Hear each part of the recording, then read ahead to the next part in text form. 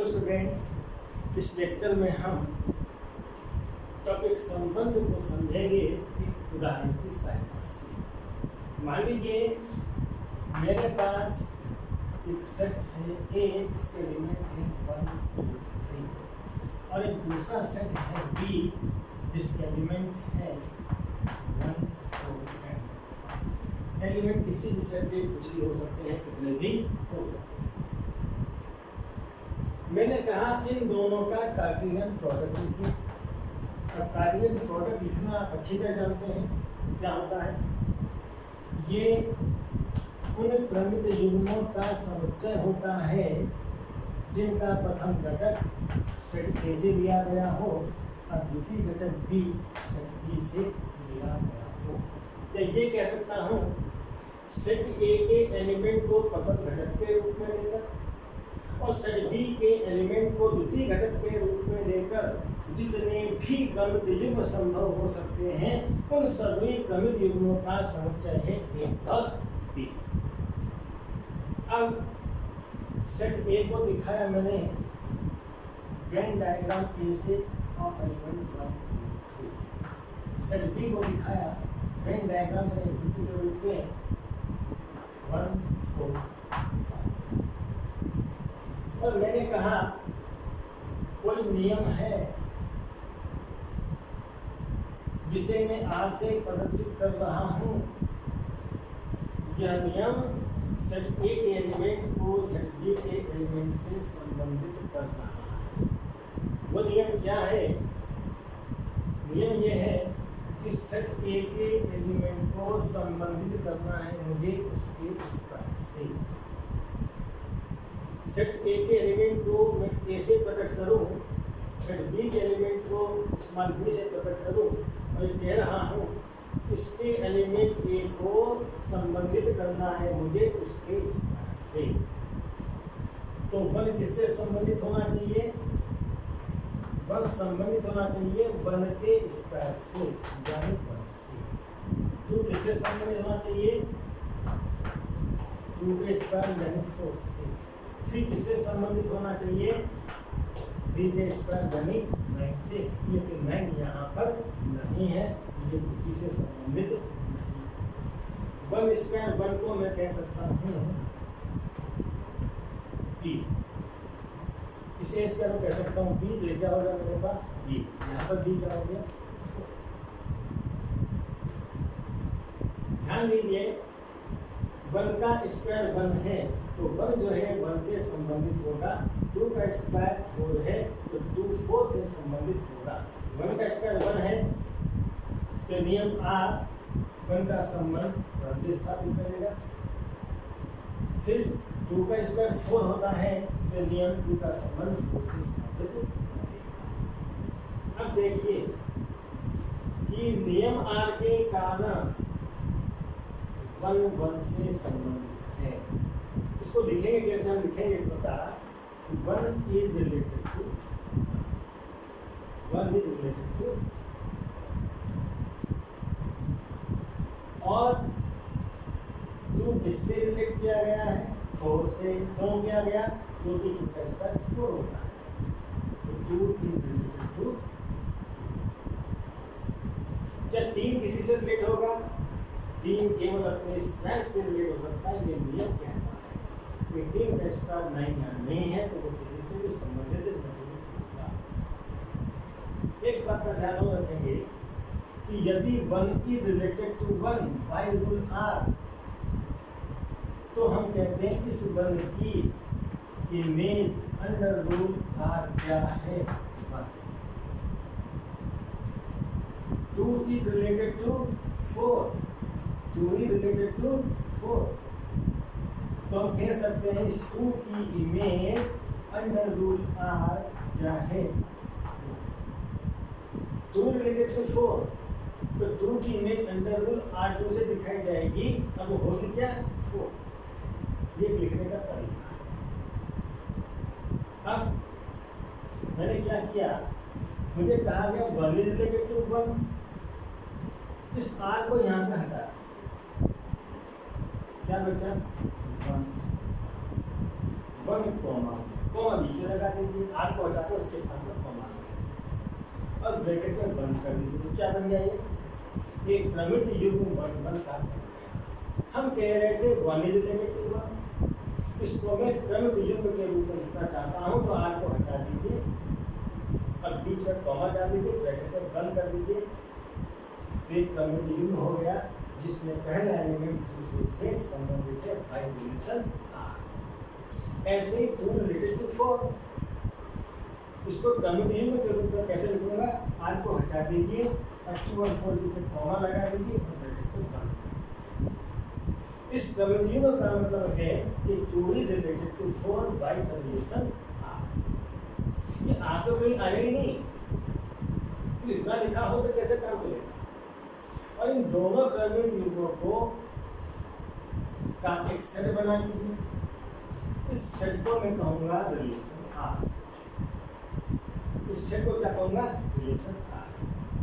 मैंने कहा था 1 is related to 1, 2 is related to 4। इनसे दो क्रमित युग्म बने 1 1 और 2 4। इनका एक सेट बनाया, इस सेट का नंबर रख दिया आर। ठीक है, इसका मतलब इस सेट संबंध आर को मैंने क्रमित युग्मों के समुच्चय के रूप में लिख दिया है। इसमें क्रमित युग्म है 1 1, इसका मतलब 1 is related to 1 by the relation R. 2 4 इसमें है, इसका मतलब 2 is related to 4 by the relation R.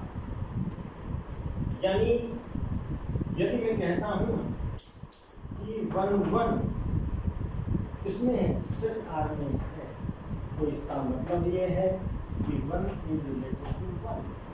और यदि कहें 1 इज रिलेटेड टू 1 तो कहूँगा 1 1 का पेयर सेट आर में होगा। 2 2 बिलोंग्स टू आर, तो इसका मतलब ये क्या रिजल्ट देगा, 2 4 कि 2 is related to 4 by the relation R. और अगर दिया है 2 इज रिलेटेड टू 4 तो 2 और 4 का पेयर बिलोंग करेगा आर। आगे अब सेट आर बना क्या, 1 1 का और 2 4 के क्रमित युग्मों का समुच्चय। इस आर को ही मैं संबंध कहता हूँ। संबंध आर क्या, एक सेट है। किसका सेट है, ऑर्डर पेयर 1 1 और 2 4 का सेट। अब इस संबंध, इस सेट आर को देखिए और ए क्रॉस बी को देखिए। ए क्रॉस बी बना लें जरा सा। ए क्रॉस बी क्या होगा, ए और बी के एलिमेंट को लेकर के बनाए गए क्रमित युग्मों का समुच्चय। तो 1 के इनसे पेयर बनाइए, 1 1 1 4 1 5, फिर 2 के पेयर बनाइए इनके साथ, 2 1 2 4 2 5, फिर 3 के पेयर बनाएंगे हम 5 के साथ, 4 के साथ बनेगा 3 1 3 2 और 3 4, 3 1 3 4 और 3 5 बन गया। अब इसको देखिए, संबंध आर वाला जो सेट था और ए क्रॉस बी वाला सेट, आप देख रहे हैं इसका पहला एलिमेंट 1 1 का पेयर है, 1 1 यहाँ है। दूसरा पेयर क्या है इसमें, 2 4 आया, 2 4 यहाँ भी है। यानी सेट आर का प्रत्येक एलिमेंट ए क्रॉस बी में है। इसका मतलब जो सेट आर बना है it is the subset of A cross B. और इस आर को मैं कहता हूँ संबंध है सेट ए से। क्या कहता हूँ, R is a relation from A to. अगर R is a relation from A to B तो आर क्या होगा, सबसेट होगा ए क्रॉस बी का। अगर हमें कहा जाए कि आर संबंध है ए से बी में, तो आर होगा क्या, आर होगा इन दोनों की Cartesian product A cross B का सबसेट। ठीक है। और यदि उल्टा भी सत्य है कि यदि हम कहें कि R is subset of A cross B, R subset है A और B की कार्टेशियन प्रोडक्ट का, कार्टेशियन का, तो फिर R संबंध कहलाएगा A से, R संबंध कहलाएगा A से। तो दो समुच्चय मेरे पास हैं A और B, इनका मैं कार्टेशियन प्रोडक्ट निकालूंगा। इस कार्टेशियन प्रोडक्ट का जो भी सबसेट होगा वह A से B में एक संबंध कहलाएगा। दो सेट है मेरे पास A और B, इनके कार्टेशियन प्रोडक्ट में निकाल सकता हूँ, मैं निकाली A क्रॉस B आई। तो इस कार्टेशियन प्रोडक्ट का जो भी सबसेट बनेगा वो क्या होगा, A से B में एक संबंध बनेगा। और A क्रॉस B के कितने सबसेट हो सकते हैं? अगर A में एलिमेंट हैं कितने, B, B में एलिमेंट हैं कितने, Q, तो A क्रॉस B में कितने एलिमेंट होंगे, जो होंगे P गुणा Q। इसके कितने उप समुच्चय बन सकते हैं, पावर सेट हमने पढ़ा था। तो A क्रॉस B के उप समुच्चयों या सबसेट की संख्या होगी 2 की घात B2, 2 की घात A क्रॉस B के इतने सबसेट हो सकते हैं। और हर सबसेट क्या होगा, A से B में एक संबंध होगा। A क्रॉस B का प्रत्येक समुच्चय क्या होता है, A क्रॉस B, A से B में एक संबंध होता है। तो सेट A में B एलिमेंट है, B में Q एलिमेंट है, तो A से B में कितने संबंध हो सकते हैं, 2 की पावर 3 गुना Q, क्योंकि प्रत्येक समुच्चय एक उप समुच्चय, प्रत्येक समुच्चय एक संबंध होता है A से B। तो A से B में संबंधों की संख्या होगी 2 की घात। इस उदाहरण में इसमें कितने एलिमेंट हैं, 3, B में कितने एलिमेंट हैं, 3, तो इनके A क्रॉस B में कितने एलिमेंट होंगे, 3 9, इसके कितने समुच्चय संबंध हैं, 2 की घात 9, इतने ही रिलेशन बनेंगे A से B में, कितने होंगे, 2 की घात। काफी लंबी संख्या है।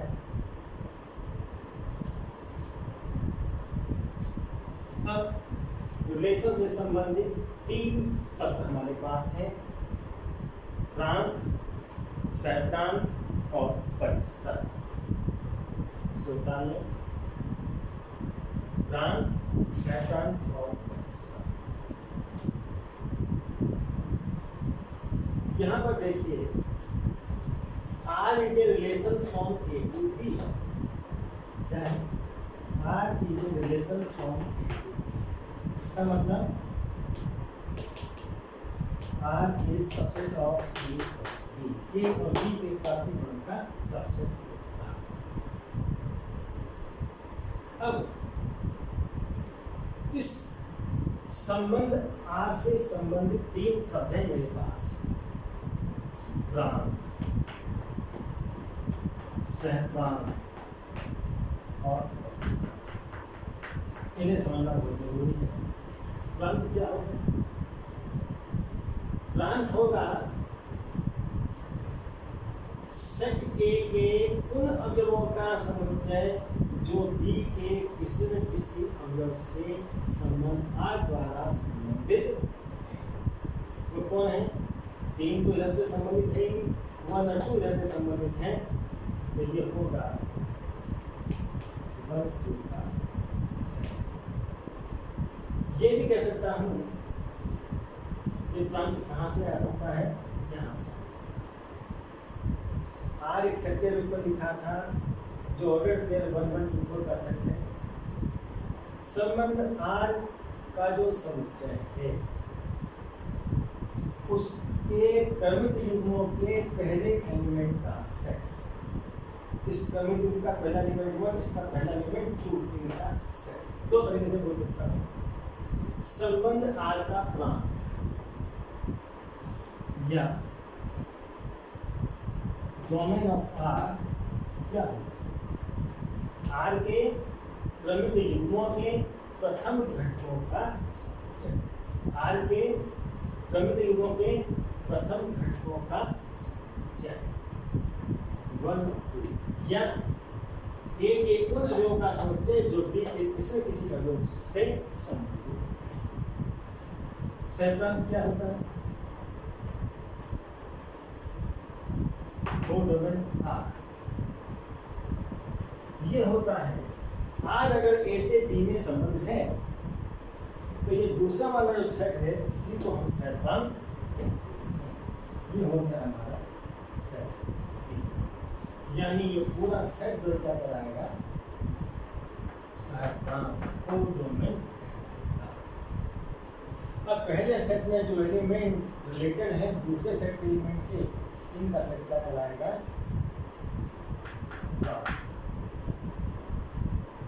अब आया परिसर, range of R. Range of R निकालनी है तो आर सेट को ये आर सेट क्या है? इसमें कौन बैठे हैं? क्रमित युग्म। इन क्रमित युग्मों के दूसरे घटकों का समुच्चय। दूसरे घटक कौन है? 1 और 4।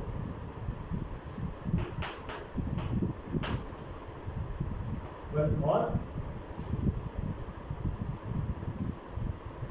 Are is relation from A to B, तो आर का परिसर क्या होगा? समुच्चय आर के क्रमित युग्मों के दूसरे घटकों का समुच्चय 1 और 4 का समुच्चय। सहप्रांत क्या होता है? R is relation from A to B, तो सेटिंग सेट को हम सहप्रांत कहते हैं। प्रांत कैसे कहते हैं? R is a relation from A to B, तो आर यानी इस सेट के क्रमित युग्मों के प्रथम घटकों का समुच्चय। ये ध्यान रहे, it is subset of A, it is subset of. तो रेंज होती है सहप्रांत की सबसेट। ठीक है, अब एक उदाहरण और लेते हैं हम।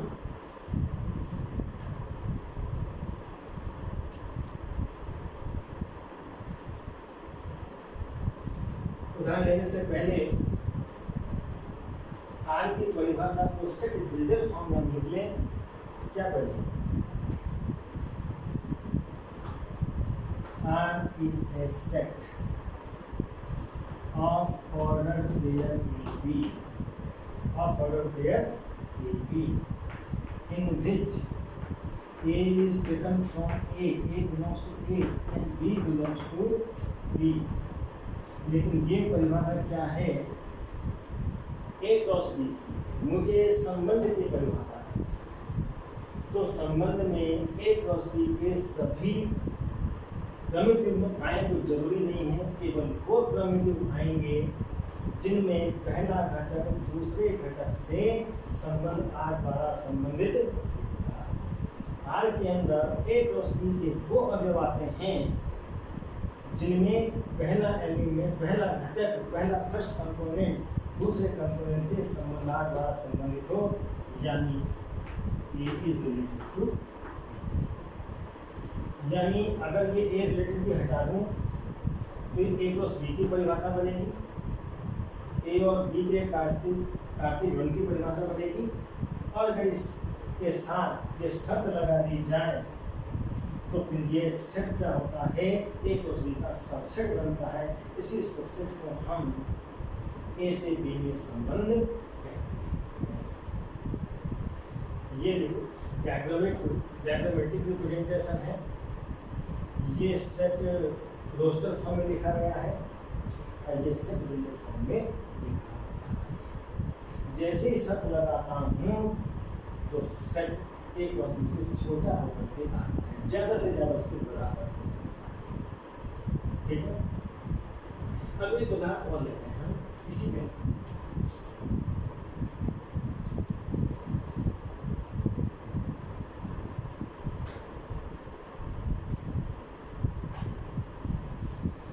सेट ए क्या है मेरे पास, 1 2 3 का सेट है।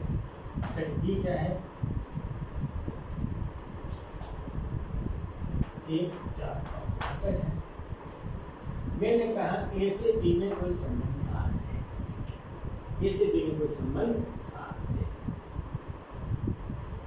ये आर इस सेट के एलिमेंट को इस सेट के एलिमेंट से संबंधित करता है, लेकिन वो नियम क्या है जिससे संबंधित करता है, वो नियम है ग्रेटर देन, यानी ए इज रिलेटेड टू बी कहलाएगा यदि क्या हो जाए, ए इज ग्रेटर देन बी, यानी यदि सेट ए का एलिमेंट सेट बी के एलिमेंट से बड़ा है तो उन्हें आपस में संबंधित माना जाएगा। या ये कह दीजिए यदि ए इज ग्रेटर देन बी तो ए इज रिलेटेड टू बी कहा जाएगा। इसके अनुसार बताइए कौन सा एलिमेंट किससे संबंधित है? क्या संबंध क्या है, ए इज ग्रेटर देन बी 1 1 से संबंधित हो सकता है, 1 1 से बड़ा है तो 1 1 से रिलेटेड होगा, 1 तो 1 से बड़ा है नहीं, ये तो बराबर है, तो 1 1 से संबंधित नहीं, 1 2 से संबंधित नहीं हो सकता क्योंकि 1 4 से बड़ा नहीं है, इसलिए ये भी इससे संबंधित नहीं है, 4 ऐसे ही 1 4 से संबंधित होगा, 1 5 से संबंधित होगा, 1 को 5 से संबंधित होने के लिए 1 को 5 से बड़ा होना वो भी नहीं है, तो 1 यहाँ किसी से भी संबंधित नहीं है। अब बात करते हैं 2 की, 2 1 से संबंधित है होगा यदि 2 इज ग्रेटर देन 1, 2 1 से बड़ा है तो मैं कहूँगा कि 2 इज ग्रेटर देन 1। क्या 2 4 से रिलेटेड होगा, यहाँ पर एरो लगा दीजिए, 2 4 से बड़ा है नहीं, 2 4 से बड़ा नहीं है तो 2 4 से रिलेटेड नहीं, 2 5 से बड़ा नहीं है तो 2 5 से रिलेटेड नहीं होगा। अब आ जाओ 3 के ऊपर, 3 1 से रिलेटेड है, मुझे पता है 3 इज ग्रेटर देन 1, 3 1 से बड़ा होता है तो 3 इज रिलेटेड टू 1। 3 4 से बड़ा है नहीं तो 3 4 से रिलेटेड नहीं होगा, 3 5 से बड़ा नहीं है तो 3 भी 5 से रिलेटेड नहीं। और अगर 2 इज रिलेटेड टू 1 तो मैं कहूँगा 2 की इमेज अंडर रूट आर क्या है, 2 related to 1 by root R, तो 2 की image under root R is, मतलब 2 जो है 1 से संबंधित है, 2 1 से संबंधित है by root R. 3 related to 1 तो क्या लिखूंगा, 3 की इमेज अंडर रूट आर क्या है 1, क्यों है तो 3 1 से बड़ा है। अब मैंने क्या किया कि इसको लिखते समय देख आर को हटा दिया, क्या कर दिया, आर को हटा दिया और इसका बना दिया एक बीच में कॉमा डाल दिया, फिर बंद कर दिया। 2 इज रिलेटेड टू 1 तो 2 बनता है पेयर 1, 3 इज रिलेटेड टू 1 तो 3 1 से पेयर बन जाएगा,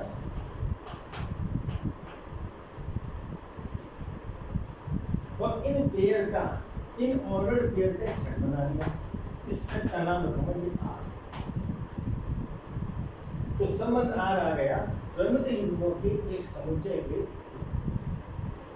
संबंध कहता है कि 2 is related to 1, 3 is related to 1, ये कहा उसने, ये भी संबंध को लिखने का एक तरीका है। इसको मैं प्रमित युग्मों के समुच्चय के रूप में लिखना चाहता हूँ तो आर को हटा दीजिए, 2 इज रिलेटेड टू 1 तो 2 1 का ऑर्डर पेयर बनाइए, 3 रिलेटेड टू 1 तो 3 1 का पेयर बनाइए कॉमा लगा करके, अब इन क्रमिक युग्मों का एक सेट बना लो, इस सेट को नाम दूंगा रिलेशन R। फिर ये रिलेशन R जो है सबसेट है A क्रॉस B। R संबंध है किसमें? A से B। R संबंध है A से B में, तो R होगा क्या? A क्रॉस B का सबसेट होगा। यानी आप कह सकते हैं it is subset of A cross A और B के क्रांति गुण का सबसेट। क्लियर है? ये तो है नहीं, इसमें दो ऑर्डर पेयर हैं, क्रमिक युग्म है। पहला 2 1 यहाँ है कहीं, 2 1 ये रखा हुआ है। दूसरा एलिमेंट क्या है? 3 1 का पेयर है, 3 1 का है ये बैठा हुआ है। इस R सेट के सभी एलिमेंट सभी क्रमिक युग्म यहाँ हैं, तो ये क्या हो गया? इसका सबसेट हो गया subset of A cross B। तो जब मैं कहता हूँ कि भाई R is a relation from A to B, क्या कहता हूँ मैं? R is a relation from set A to set B। तो इसका मतलब होता है कि R एक सबसेट होगा किसका? इन दोनों के कार्तीय गुण का। यदि मैं कहूँ R is a relation from set A to set B, this means R is a subset of A cross B। लेकिन A क्रॉस B के तो कई उपसमुच्चय होते हैं, अनेक सेट होते हैं। क्या हर सबसेट A से B में रिलेशन होगा? बिल्कुल हाँ। वास्तव में दो सेट है मेरे पास A और B, इनका मैं क्रॉस प्रोडक्ट कार्तीय गुणन A क्रॉस B निकालूं तो इसके जितने भी उपसमुच्चय होते हैं वे सब के सब A से B में संबंध को प्रकट करते हैं। अगर A में B एलिमेंट है, B में Q एलिमेंट है, तो A क्रॉस में कितने एलिमेंट होंगे? P cross Q। और इसके कितने सबसेट होंगे? 2 की पावर B गुणा Q। इतने सबसेट हो सकते हैं। यदि A में B एलिमेंट है, B में Q एलिमेंट है, तो A से B में संबंधों की संख्या 2 की घात B गुणा Q होगी, क्योंकि PQ एलिमेंट वाले सेट के उपसमुच्चयों की संख्या 2 की घात B गुणा Q होती है। हर उपसमुच्चय A से B में एक संबंध होता है, तो A से B में संबंधों की संख्या कितनी होगी? 2 की घात B गुणा Q। अब आ जाइए वही 3 शब्द, प्रांत, सैद्धांत और परिसर। यहाँ पर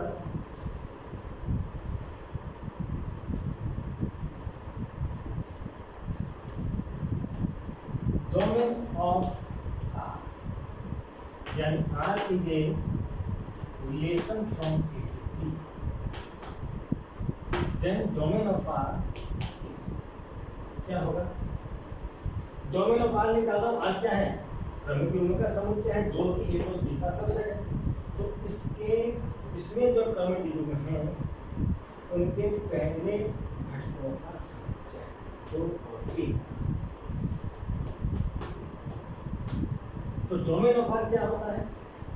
R के क्रमिक युग्मों के पहले घटकों का समुच्चय। फिर रेंज ऑफ R क्या होती है? R के क्रमिक युग्मों के दूसरे घटकों का समुच्चय कौन है? 1 और 1। लेकिन एलिमेंट को रिपीट करके नहीं लिखते हैं, इसलिए टेबल लिखेंगे। तो इस संबंध R from A to B की रेंज क्या है? Single concept. फिर आता है गोल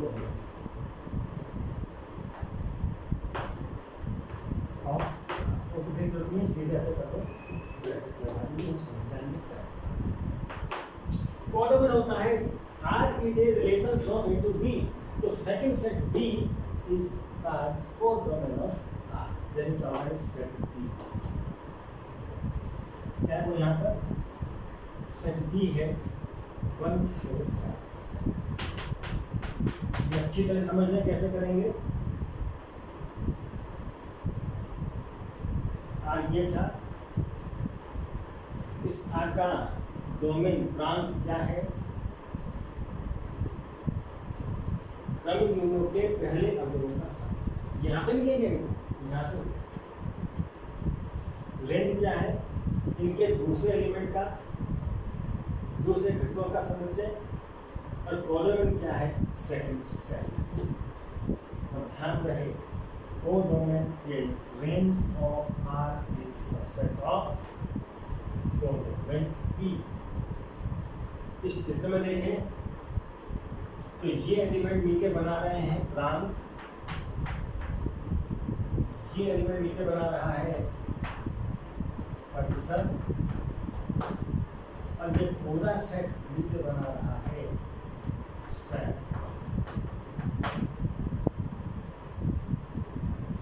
ये भी ध्यान रखेंगे कि जब मैं A क्रॉस B लिखता हूँ तो उसकी परिभाषा है set of order pair such that A is taken from A and B is taken from B। और जब मैं R कहता हूँ A से B में है तो इसी से परिभाषा बनेगी set of order pair A B in which A is taken from A, B is taken from B। ये जहाँ तक लिखता हूँ तो परिभाषा A क्रॉस B, इसमें शब्द जोड़ देता हूँ क्या, A रिलेटेड। तो फिर A क्रॉस B के सभी क्रमिक इसमें नहीं आएंगे, केवल वो क्रमिक आएंगे जिनमें पहला घटक दूसरे से संबंध R द्वारा संबंधित होगा। ये सेट जो है R A to B या set R A cross B का सबसेट बन जाता है। ठीक है, इसे लिखें R is relation from A to B, तो R is equal to this। ये है हमारी सेट बिल्डर फॉर्म। अब मेरे ख्याल से सबकी समझ में आ गया होगा रिलेशन क्या है। Relation is a relation R from A to B is a subset of A plus B।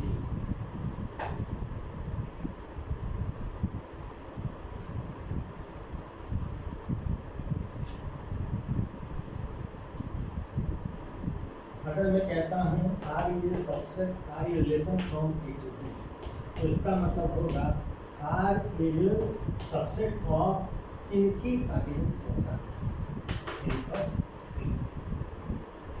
और अगर कहा जाए कि R is subset of A cross B, तो इसका मतलब क्या है, R is any subset of A cross B, तो R इज रिलेशन फ्रॉम।